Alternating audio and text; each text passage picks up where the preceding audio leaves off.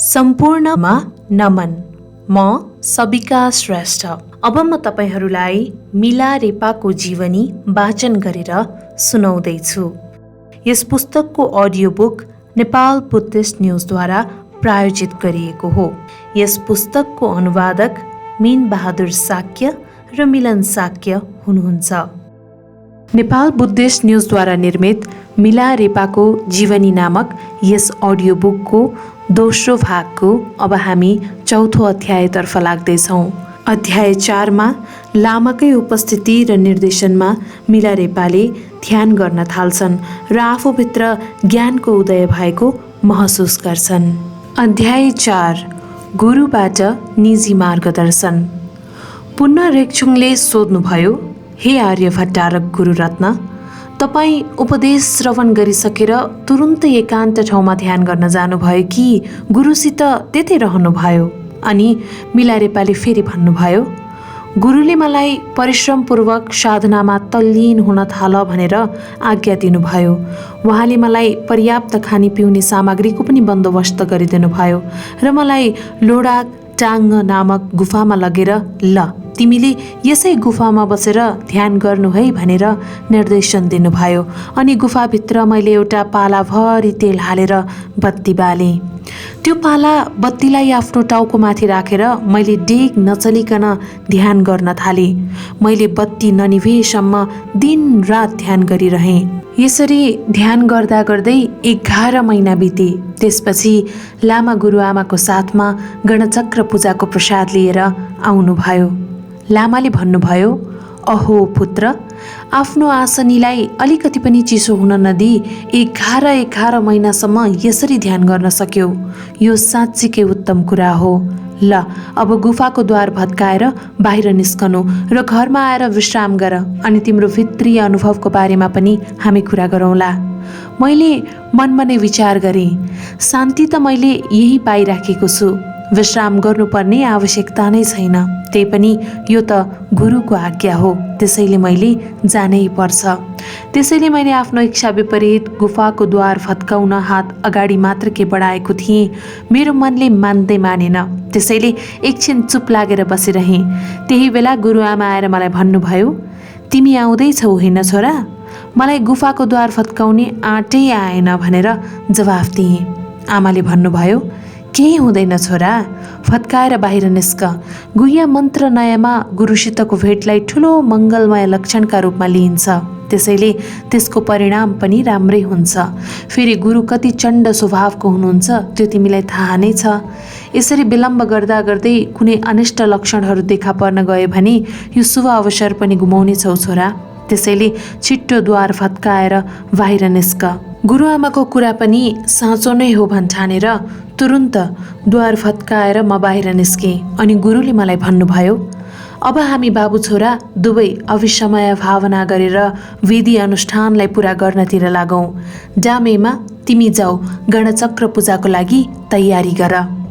हामीहरू गणचक्र पूजा गर्दै थियौँ। त्यही बेला गुरुले मलाई भन्नुभयो, छोरा, तिम्रो मनमा मेरो उपदेशप्रति कस्ता विश्वासहरू जागृत भए, कस्ता अनुभव तथा अधिगम ज्ञान तिमीमा प्रकट भए, ती सबै मलाई शान्त चित्तले व्याख्या गर।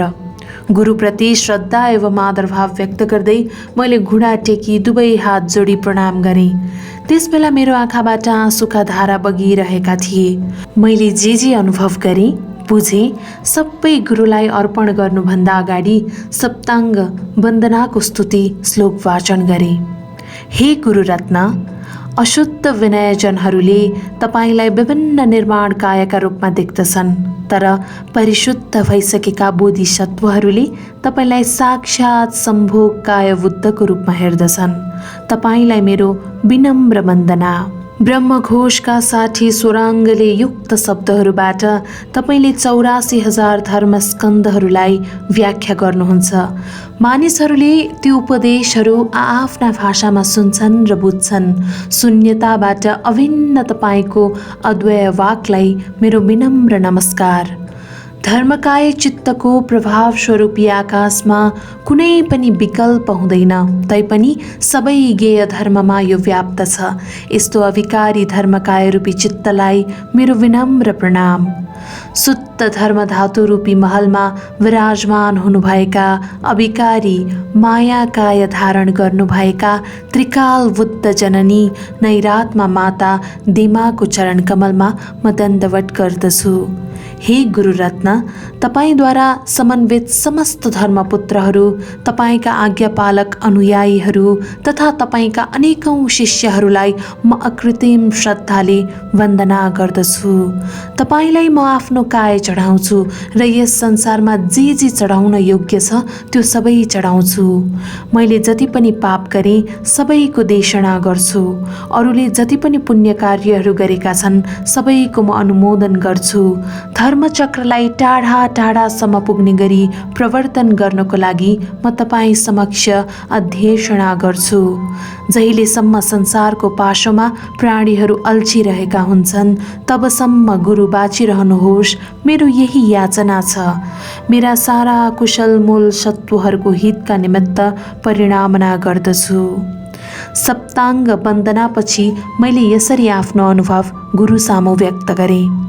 साक्षात वज्रधर स्वरूप गुरु, माता तथा पुत्रहरू, तपाईँकै पुण्य एवं असीम करुणाबाट प्रस्फुटित कृपाका लहरहरूले गर्दा र तपाईँका तिनै नसकिने गुणले गर्दा आज तपाईँको तुच्छ शिष्य मैले ज्ञान रूपी अथाह सागरबाट अलिकति ज्ञानको जल पिउन सकेको छु, जुन म हजुरहरूको सामु प्रस्तुत गर्दैछु। कृपया आफ्नो चित्त धर्मतालाई परिवर्तन नगरी मेरो वचन सुनिदिनुहोला। हे गुरुरत्न, सर्वप्रथम अविद्याको कारणले संसारको उदय हुन्छ। यसरी नै द्वादशाङ प्रतीत्य समुत्पादको संग्रह यो भौतिक शरीर हो। यो रगत मासुले बनेको शरीर ग्राहक विज्ञानले युक्त छ। मोक्षको आकांक्षा राख्ने पुण्यवान प्राणीहरूले यो क्षण सम्पदको युक्त कायलाई एउटा दुर्लभ डुङ्गाका रूपमा लिन्छन्, तर यही काय पापी र दुष्कर्म गर्ने प्राणीहरूको लागि भने दुर्मतिमा लैजाने माध्यम पनि बन्न सक्छ। मैले यही बुझेको छु गुरु। हाम्रो यो जुनी एउटा यस्तो सीमा रेखा हो जसको एकातर्फ सुगतितर्फ लैजाने मार्ग हुन्छ भने अर्कोतर्फ अधोगति वा दुर्गतितर्फ लैजाने मार्गहरू छन्। हाम्रो यो वर्तमान समय अत्यन्तै महत्त्वपूर्ण छ, किनभने यही समयमा हामी सुगति, मोक्ष वा दुर्गति, दुःख मध्ये एउटालाई रोज्न सक्छौँ। यो भवसागर सबै दुःख र पीडाको मुहान हो। यो भवसागर तर्न अत्यन्तै कठिन भए पनि हे सत्वहरूका परम पूज्य पालक, तपाईँको महाकरुणा बलमा आश्रित भएर आशावादी हृदयले म यसबाट मुक्त हुने प्रयास गर्दैछु।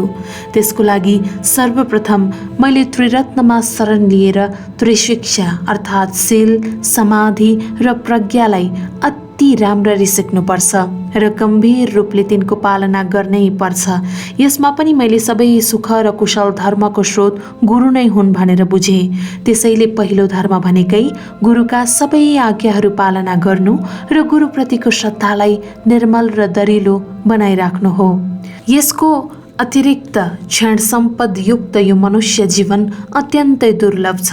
क्षण सम्पद युक्त मनुष्य शरीरको दुर्लभता, अनित्यता, मृत्यु र कर्मको फल र संसारको दुःखबारे गम्भीर ध्यान गर्नाले मानिसमा मुक्तिको तीव्र चाहना विकसित हुन्छ र उसले आर्य अष्टाङ्गिक मार्गलाई पक्षाएर त्यसलाई मूर्त रूप दिनै पर्दछ।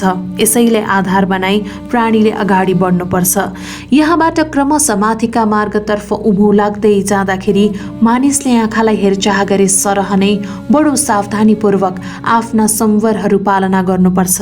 ती संवरहरू तोडिएको खण्डमा तुरुन्तै प्रतिपक्षको प्रयोग गरी पुनस्थापना गर्नुपर्छ। हीनयानको मार्गमा रहेर आफ्नो मात्र मुक्ति नखोजी मानिसले बोधिचित्तोत्पाद गरी अरू प्राणीहरूको कल्याणका लागि कार्य गर्न सक्नुपर्दछ। मैले यही बुझेको छु कि बोधिचित्तोत्पाद गर्नाले मानिसले आफ्ना कुशल कर्महरूको पुण्यलाई मैत्री र करुणाद्वारा प्रेरित भएर सबैको हितको लागि पटक पटक परिमाणता गरिरहने हुन्छन्। हीनयानलाई त्यागेर महायानको मार्गमा प्रवेश गर्नका लागि विशुद्ध दर्शन, पर्फेक्ट और प्योर व्यू अफ पर्फेक्ट सिंहको आधारलाई समाति अनुत्तर वज्रयान मार्गको अनुसरण गरिन्छ।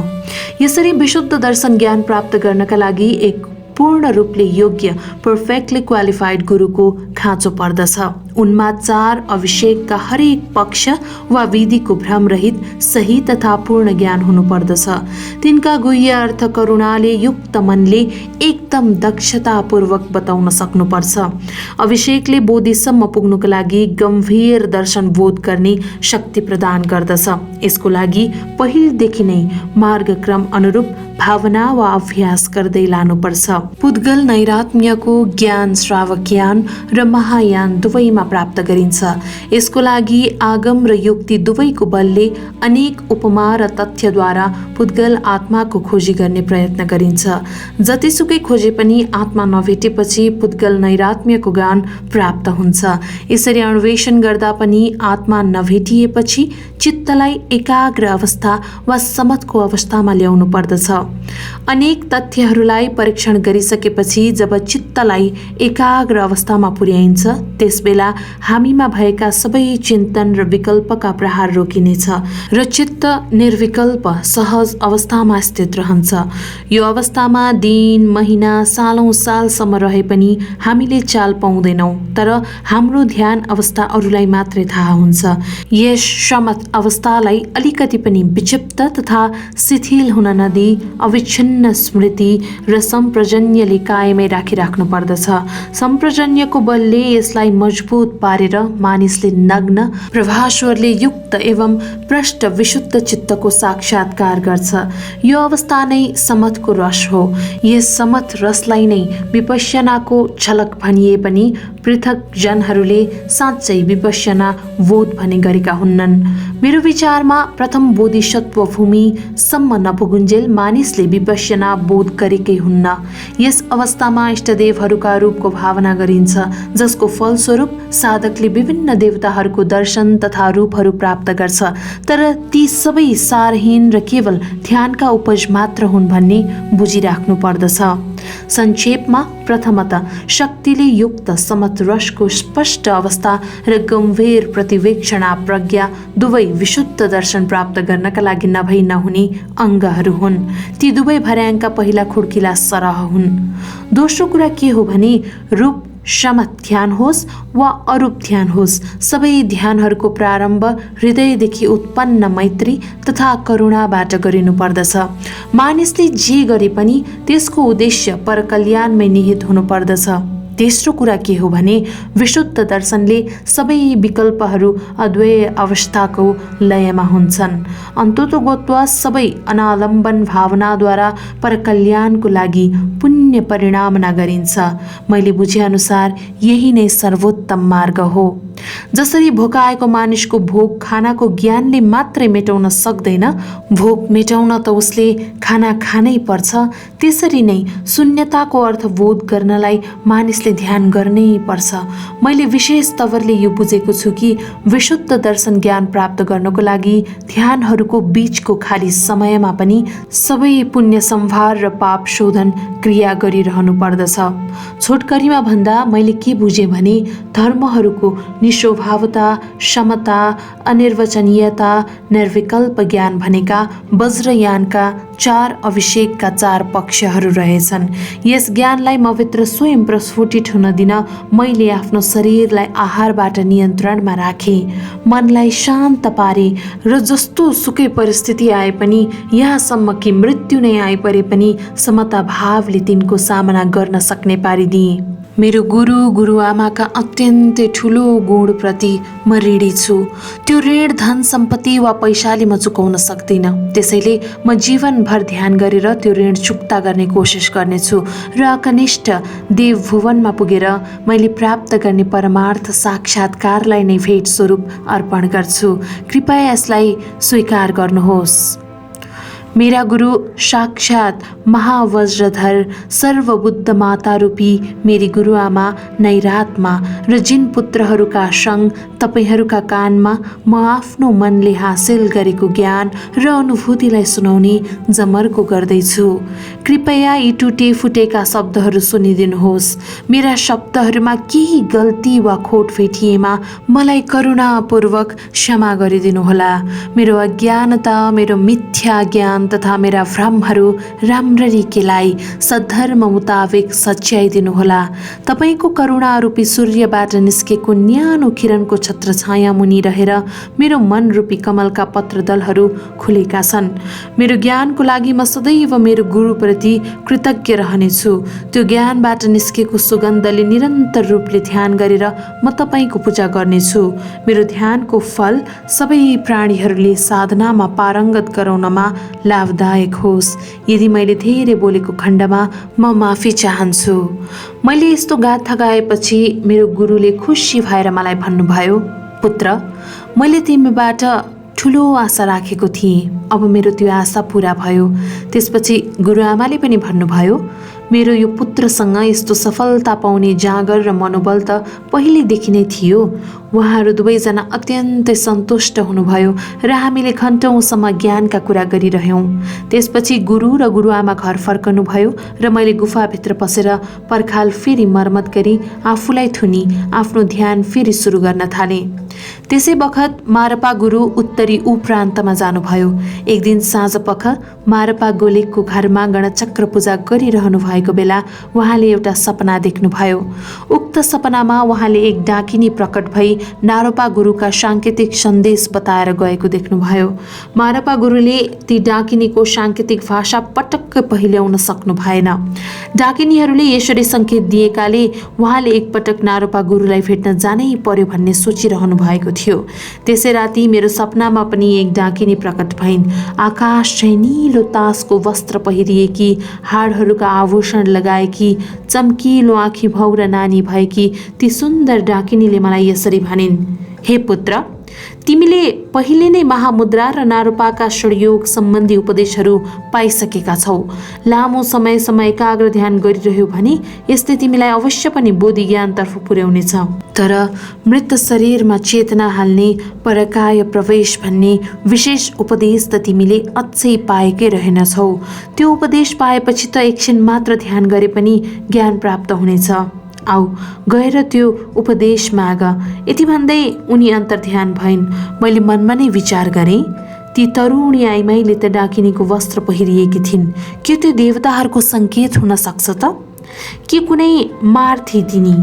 जेसुकै होस्, मेरो गुरु त त्रिकाल बुद्धका पनि निर्माणकाय हुनुहुन्छ। उहाँलाई पक्कै पनि यसको बारेमा थाहा होला। उहाँलाई त एक चिजको मात्र होइन, फुटेको भाँडो जोड्ने मन्त्रदेखि लिएर बुद्ध बन्ने उपायसम्म सबै थाहा छ। यदि यो देवताहरूकै सङ्केत हो भने मैले त्यो मृत शरीरमा चेतनालाई प्रवेश गराउने परकाय प्रवेश विद्या नसिकी भएन। मैले गुफाको ढोका फत्काई गुरु कहाँ गएँ। मलाई देख्ने बित्तिकै गुरु आश्चर्यले कराउनु भयो, एकान्तमा ध्यान गर्न छोडी तिमी किन यसरी बाहिर आयौ? यसले तिम्रो प्रगतिमा बाधा पर्न सक्छ। तिमीले किन यस्तो गर्यौ? मैले ती तरुणी आइमाईको बारेमा र उनले दिएको सङ्केतको बारेमा पनि उहाँलाई बताएँ र सोधेँ, गुरु, यो दैवी सङ्केत हो कि मार हो?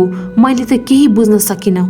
यो सायद सङ्केत नै हो भन्ठानी म गुफाको पर्खाल भत्काएर तपाईँ कहाँ परकाय प्रवेश विद्या सिक्न आएको हुँ गुरुरत्न। एकछिन विचार मग्न भएर गुरुले भन्नुभयो, यो पक्कै पनि डाकिनीकै सङ्केत हुनुपर्दछ। भारतबाट यहाँ फर्किन लाग्दा मेरो गुरु नारोपाले परकाय प्रवेश विद्याको बारेमा त कुरा उठाउनु भएको थियो, तर मलाई फर्किन हतार भएकोले त्यो उपदेशको लागि याचना नै गरिन। हेरौँ, मैले भारतबाट ल्याएका ग्रन्थहरूमा यो विद्याको बारेमा केही उल्लेख भएको छ कि? एकचोटि सबै ग्रन्थहरू खोजेर हेऱ्यौँ। हामी गुरु चेला दुवैले एकदम मेहनतपूर्वक दिन रात परकाय प्रवेशमा सम्बन्धित उपदेश भएको पुस्तक खोजिरह्यौँ। हामीले सङ्क्रान्तिका धेरै पुस्तकहरू भेटायौँ, तर कुनै पनि पुस्तकमा परकाय प्रवेशसँग सम्बन्धित उल्लेखसम्म केही छैन। अनि गुरुले मलाई भन्नुभयो, केन्द्रीय तिब्बतमा बसिरहँदा मैले यस्तै खाले सङ्केत पाएको थिएँ। सायद त्यसैले पनि मलाई त्यही उपदेशको ज्ञानको लागि याचना गर्नु भन्न खोजेको होला।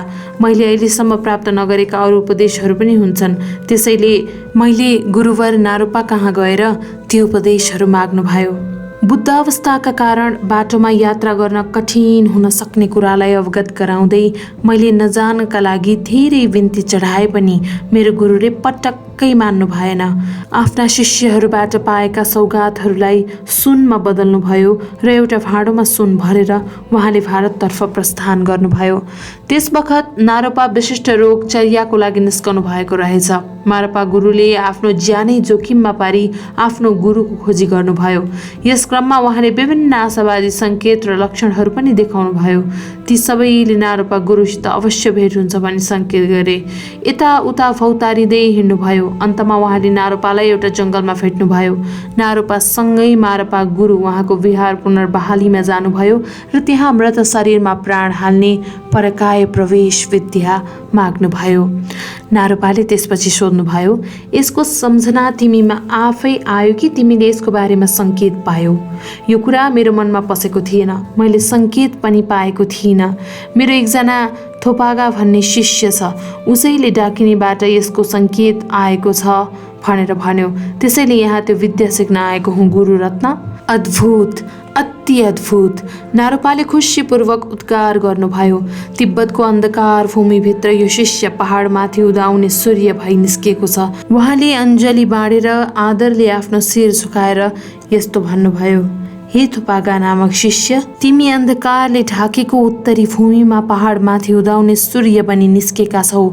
म तिमीलाई सादर प्रणाम गर्छु। यी शब्दबाट स्तुति गर्दै उहाँले आँखा चिम्लाउनु भयो र 3 चोटि आफ्नो शिरलाई झुक्याउनु भयो। यस्तो गर्दा भारतको सुपुलहरी क्षेत्रका पहाड र रुखहरू पनि उहाँसँगै 3 चोटि नै झुकिए अरे। अहिलेसम्म पनि पुलहरीका रुखका टुप्पा र पर्वतहरू तिब्बततर्फ झुकेका छन्।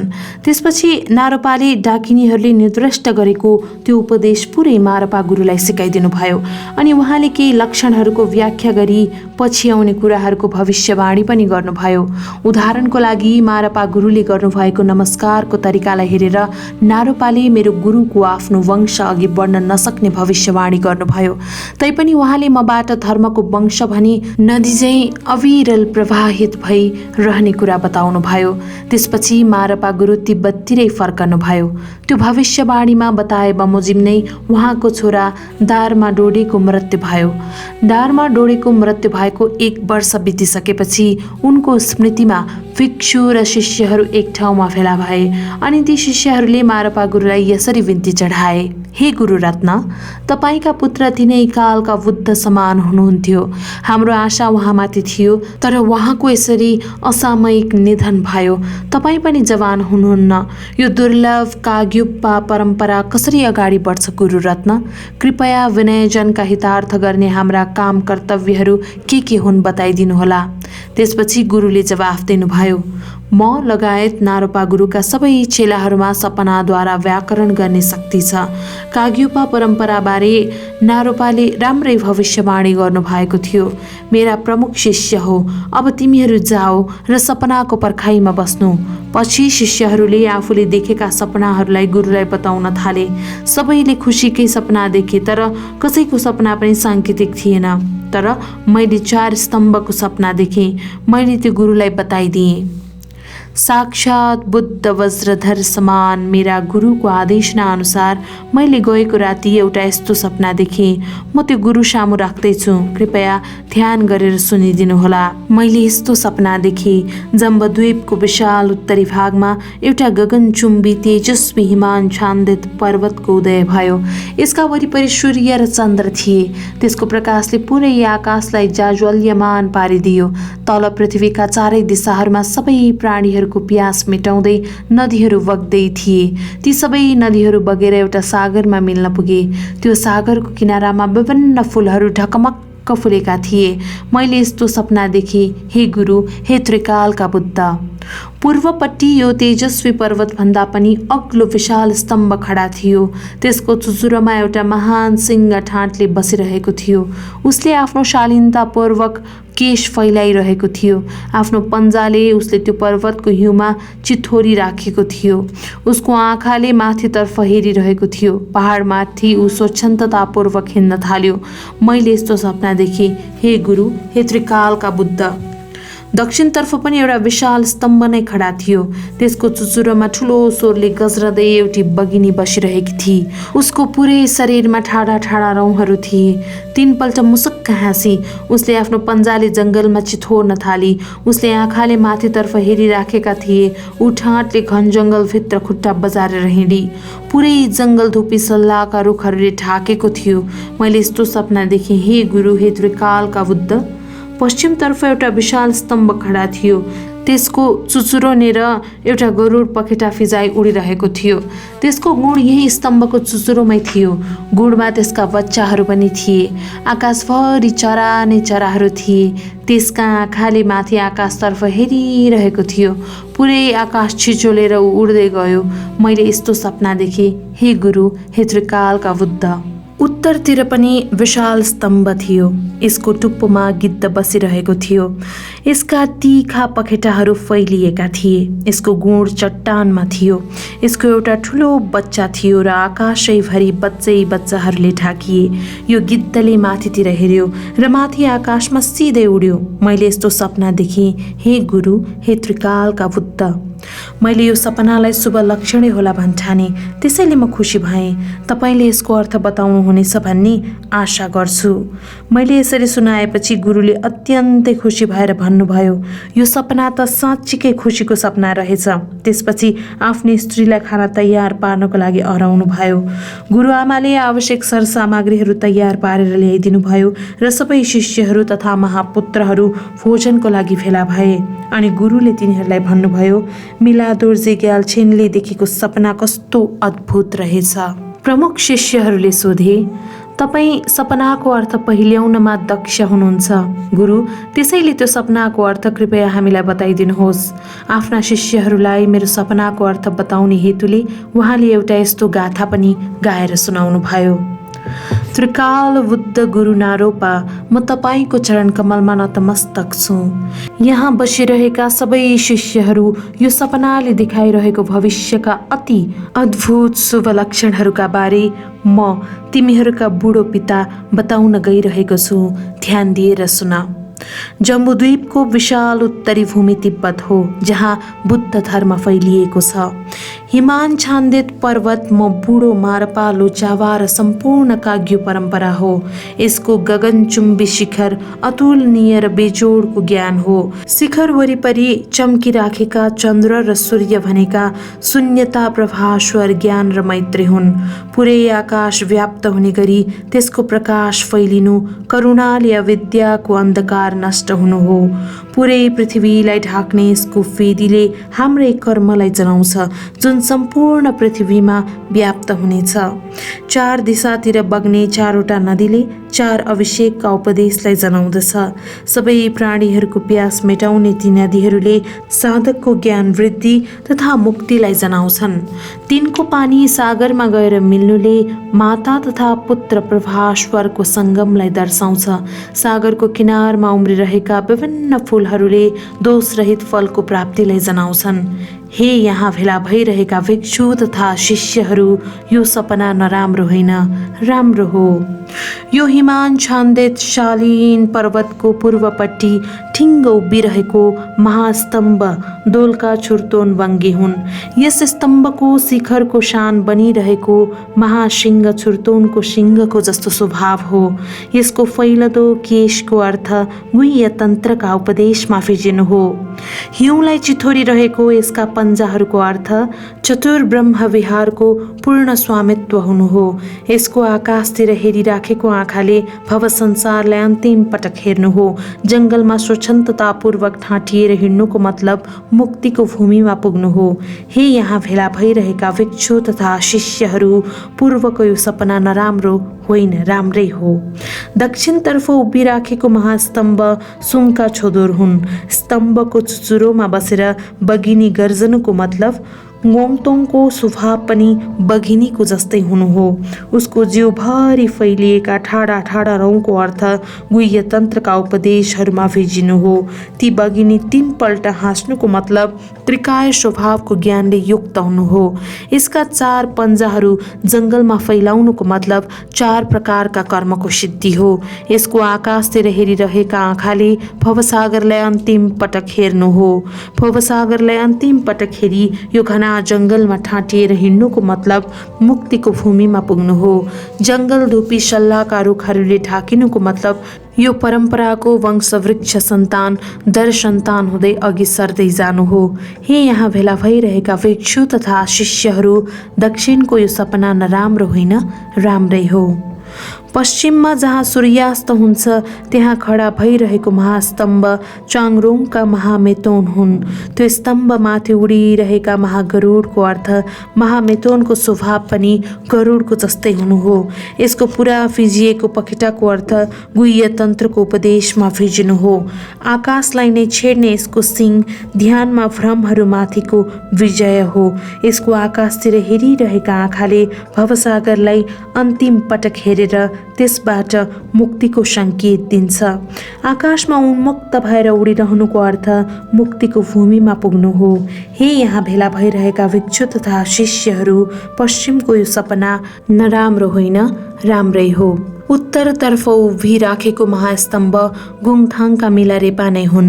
स्तम्भको शिखरमाथि आकाशमा झुन्डिराखेको गिद्धले मिलारेपा पनि गिद्ध समान नै हुन् भनी सङ्केत गर्दछ। यसको पुरा फिजिएका पखेटाहरूको अर्थ गुह्य तन्त्रको उपदेशमा भिजिनु हो। चट्टानमा यसको गुण रहनुको मतलब उसको जीवन चट्टानभन्दा कडा हुनेछ भन्नु हो। यसले आफ्नो सन्तान स्याहारेको अर्थ मिलारेपाको अतुलनीय शिष्य हुनेछन् भन्ने हो। ती साना साना पन्छीहरूले पुरै आकाश भरिनुको अर्थ काग्युपा परम्पराको व्यापक विस्तार हुनु हो। यसका आकाशतिर हेरिरहेका आँखाले भवसागरलाई अन्तिम पटक हेर्नुको सङ्केत गर्दछ। आकाशको माथि माथिसम्म उन्मुक्त भएर उडिरहनुको अर्थ मुक्तिको भूमिमा पुग्नु हो। हे यहाँ भेला भइरहेका भिक्षु तथा शिष्यहरू, उत्तरको यो सपना नराम्रो होइन, राम्रै हो। अब मेरो काम पूरा भएको छ। हे शिष्यहरू, अब तिमीहरूको समय आएको छ।